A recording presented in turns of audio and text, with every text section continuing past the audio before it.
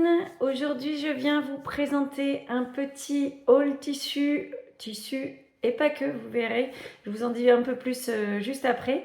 Mais avant de commencer, on commence par s'abonner, on n'oublie pas, on active la petite cloche pour avoir les notifications. C'est vraiment le meilleur moyen pour nous les petites créatrices de se faire connaître. Et c'est vraiment important parce que ça permet à Facebook de réaliser que c'est du contenu qui vous intéresse et donc de le proposer à d'autres personnes qui cherchent le même genre de contenu que vous. Donc vraiment, c'est quelque chose qui vous coûte rien et qui nous aide vraiment beaucoup. Donc s'il vous plaît, on s'abonne et on active la petite cloche. Merci. Alors aujourd'hui, c'est plutôt pour les nordistes. Je suis allée au marché d'Oisem à Lille et il a lieu 3 fois par semaine, le mardi, le jeudi et le dimanche. Et on y trouve pas mal de tissus pour pas si cher que ça. Donc du coup, je voulais vous montrer un petit peu ce que j'avais acheté. Alors je sais que depuis le dernier haul tissu que j'avais fait, je vous ai pas fait ensuite le retour avec un bilan couture. C'était mon intention au point de départ, c'est toujours mon intention d'ailleurs, mais j'ai quelques petits soucis pour en fait pour vous présenter mes cousettes parce que je ne les ai pas jamais toutes en même temps. À savoir que je couds les 3/4 du temps, enfin même 90% du temps pour les autres et pas pour moi. Et donc, du coup, comme pour quand je veux faire une vidéo, ben il n'y a pas j'ai plus la matière parce que je l'ai déjà donnée. Donc du coup, je suis embêtée à chaque fois pour vous faire des petites vidéos. Donc je n'abandonne pas l'idée, mais je pense que je la ferai sous un autre format parce que je pense que ça continuera à ce que ce soit des choses que je vais coudre pour les autres plus que pour moi. Donc du coup, je vais vous faire des petites vidéos à chaque fois que j'ai cousu quelque chose et ensuite je vous ferai une petite vidéo avec 3-4 vêtements qui ont été cousus, enfin vêtements ou accessoires qui ont été cousus mais qui ne seront pas du coup liés les unes aux autres en fait. Ça va pas faire une vidéo complète. Enfin, si, ça fera une vidéo complète, mais si vous voulez, moi je l'aurais tournée sur plusieurs jours, quoi. À chaque fois que je vais faire une couture, je vous montrerai la couture, je ferai la petite vidéo et ensuite je ferai un petit montage où je vous mettrai toutes les petites vidéos ensemble.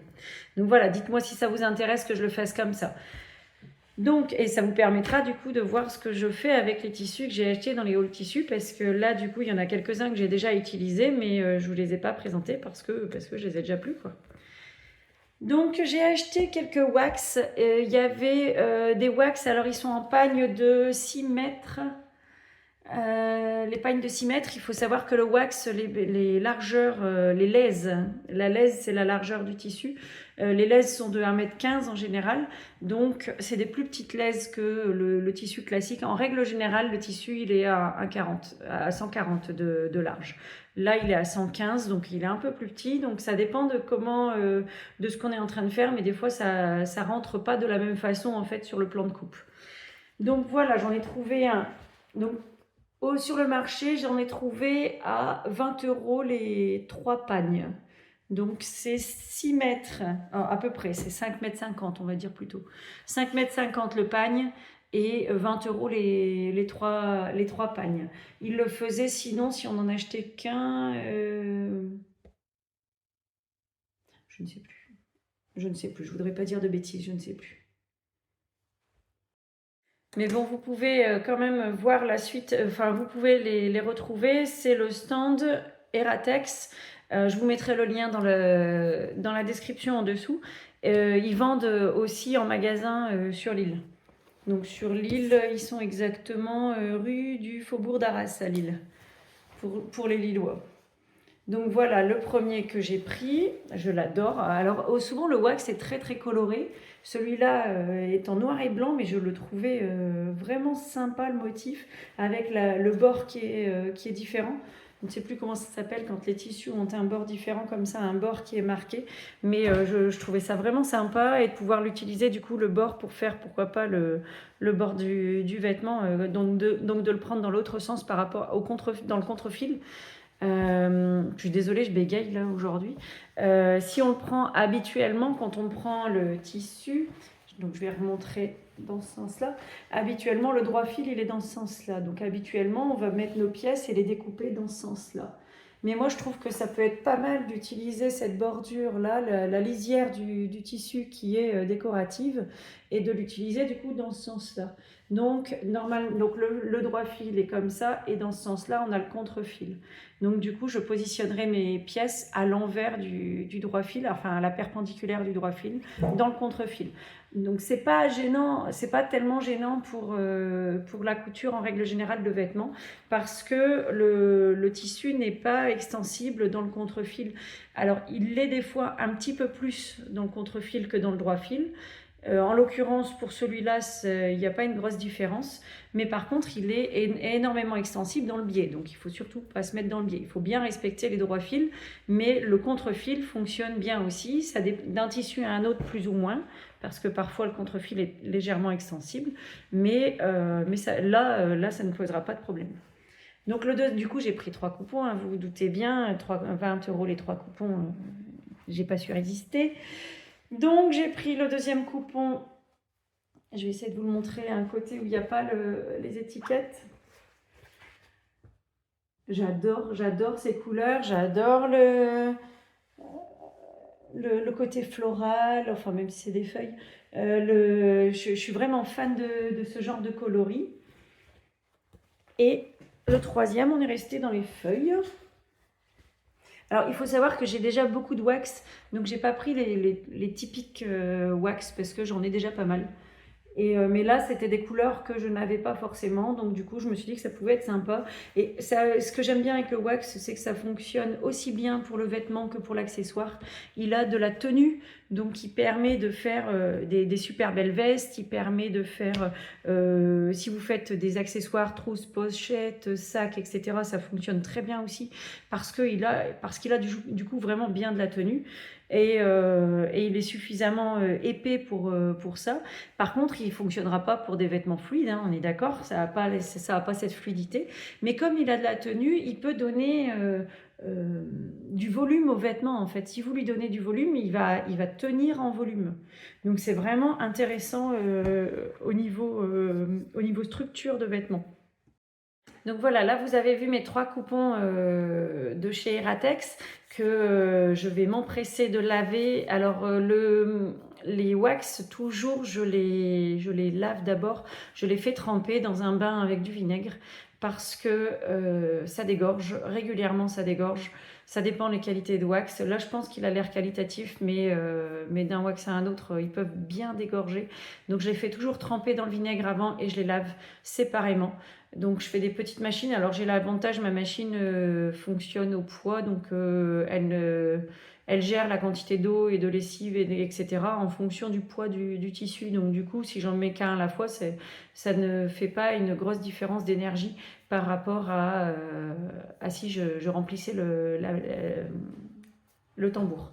Donc du coup, je peux me permettre de laver les tissus séparément. Et de toute façon, pour un premier lavage, je ne le ferai pas en lavage comme ça. Si j'avais pas ce genre de machine, je le ferais en lavage à la main dans ce cas-là. Et ensuite, j'étends dehors. Je ne mets pas de sèche-linge, surtout pas. Avec le wax, j'ai fait l'erreur une fois. C'est bon, ça m'a vacciné à vie. Pas de sèche-linge pour le wax. Et si vous le mettez en machine, surtout pas un essorage trop fort et pas une température trop forte parce que vous allez flinguer votre wax. Donc ça, c'est à retenir. Ensuite, le deuxième stand où j'ai acheté, c'est des tissus qu'ils vendaient à 5 € les 3 mètres. Donc c'est vraiment intéressant. Habituellement, il les fait à 3 € le mètre. Mais là, il liquidait son stock parce qu'il va bientôt refaire du stock. Donc d'ailleurs, pour les Lillois, fin mars, il aura des nouvelles références.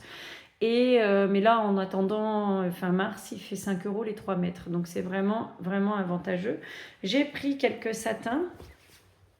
Donc là, un satin fleuri bleu. Alors là, moi, je vois trop une blouse là-dedans. J'adore. Alors, je ne sais pas si on voit bien, mais il est vraiment, comme tous les satins, il est brillant. Si, ça se voit quand même. Hein. On voit le... Il reflète bien la lumière.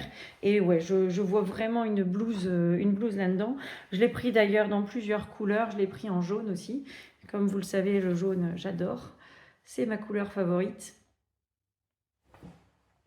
Et donc, ouais, ça, pareil, une blouse, je ne ferai pas la même, hein, bien sûr, mais une blouse, voire même, alors à voir, parce que j'ai peur que l'imprimé soit trop, un peu too much si je le fais sur une tenue complète, mais à voir, pourquoi pas sur une combi.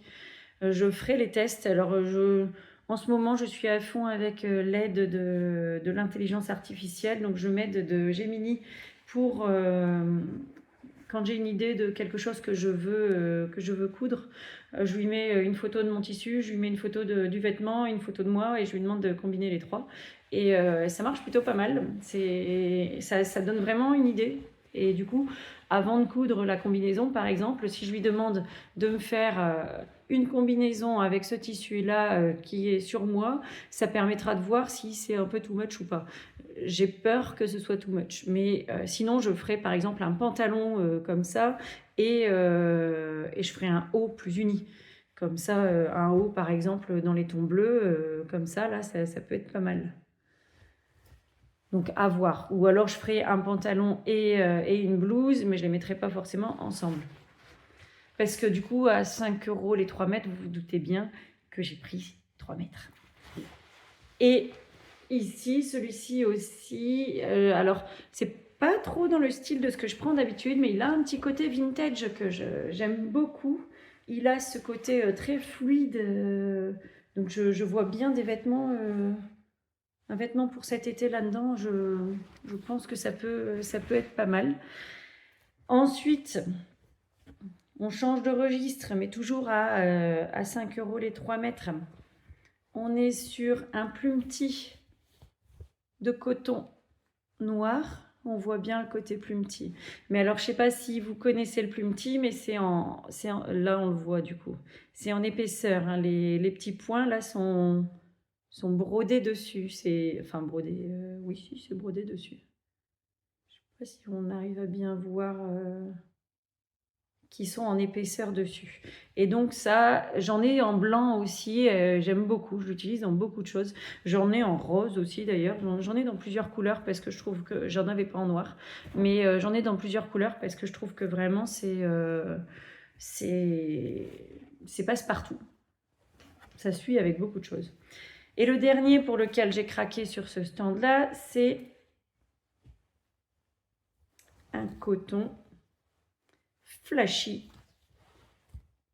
Mais j'adore, j'adore, j'adore. Avec des petits brillants, des petites paillettes. Alors du coup, je ferai des tests, mais à mon avis, celui-là, les paillettes, le sèche-linge, c'est pareil, on oublie le fer à repasser aussi. Mais à tester. Mais en général, quand il y a des paillettes, ça aime pas trop ni le sèche-linge, ni le fer à repasser. Par contre, celui-là, il est en coton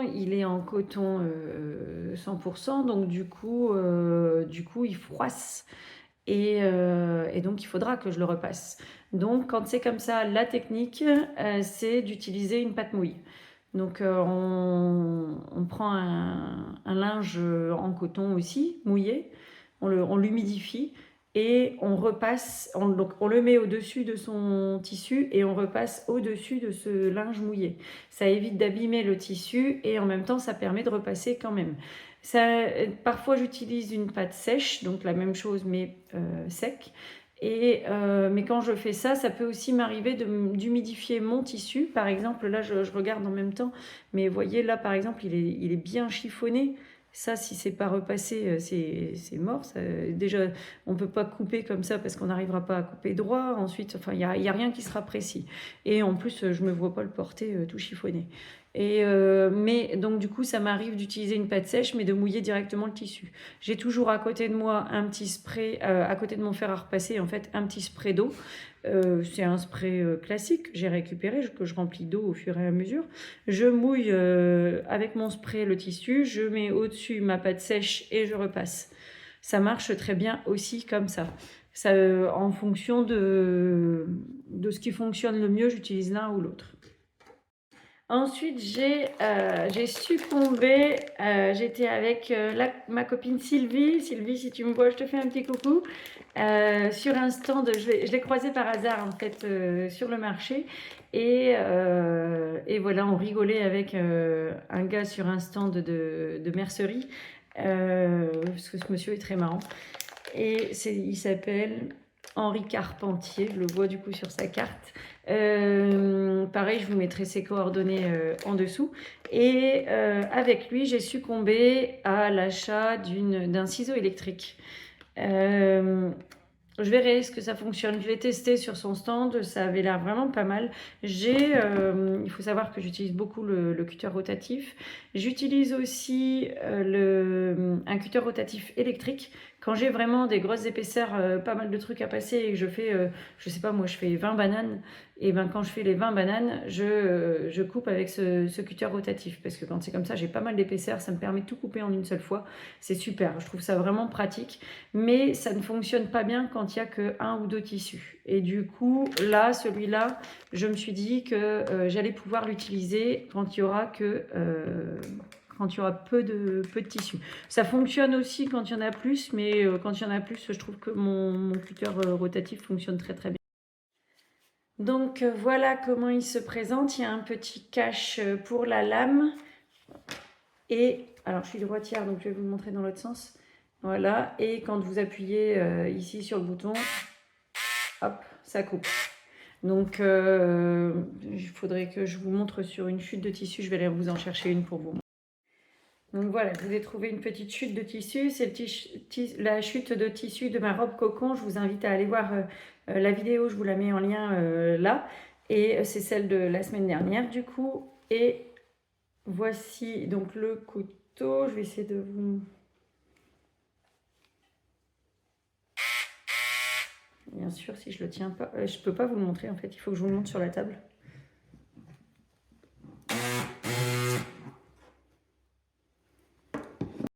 Bon, je pense que je ne l'ai pas monté comme il fallait, j'arrive pas à le faire fonctionner là, mais je vous ferai un retour, il n'y a pas de problème. Vous verrez au fur et à mesure, en fait, quand je l'utiliserai, je vous montrerai sur les prochaines vidéos.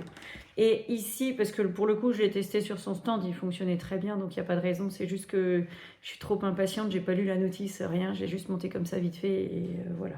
Donc j'ai pas dû le mettre comme il fallait. Et bon point positif aussi, c'est qu'il se recharge sur secteur. Donc pas de pile, donc ça c'est top. Voilà, et je vous disais aussi au début, j'ai acheté du tissu, mais pas que. Si vous me suivez sur les réseaux sociaux, sur Instagram ou sur Facebook, j'y suis sous le même nom, Made by Carole. Vous avez vu que je me suis mise depuis peu au tricot et j'ai succombé. Alors là, pour le coup, c'est pas au marché de Oisem. J'ai succombé, mais en toute connaissance de cause. Je suis allée dans le magasin du Ch'ti Bazar. Donc, je suis allée dans un magasin de laine. Donc, clairement, c'était dans l'objectif d'acheter de la laine. Donc, mea culpa, hein, c'était prévu dès le départ. Mais il y a aussi, pour celles qui suivent un petit peu et qui avaient regardé, qui voulaient aller au Ch'ti Bazar, il y a aussi le côté, le Ch'ti Bazar, normalement, ils organisent 2 fois par an un salon. Le salon devait avoir lieu là le 14 mars et il a dû être annulé parce que pour un problème de salle au niveau de la maillerie sur Villeneuve d'Ascq. Et donc, du coup, ils ont dû annuler. C'est très embêtant. À 15 jours du festival, c'est vraiment très embêtant pour eux. Et je me suis dit, allez, je vais aller les soutenir en allant acheter chez eux plutôt qu'ailleurs. Et ou pourquoi pas, j'aurais pu aussi aller acheter chez un des artisans qui devait vendre lors de ce salon. En l'occurrence, j'en connaissais aucun, mais celui-là, il était pas trop loin de chez moi, il était sur ma route, etc. Je sais que pour en avoir discuté avec des copines, notamment Véro, si tu me suis, je te fais un petit coucou. Pour en avoir discuté avec les copines, je savais que j'allais en connaissance de cause, en sachant que c'était des produits de qualité que j'allais trouver là-bas.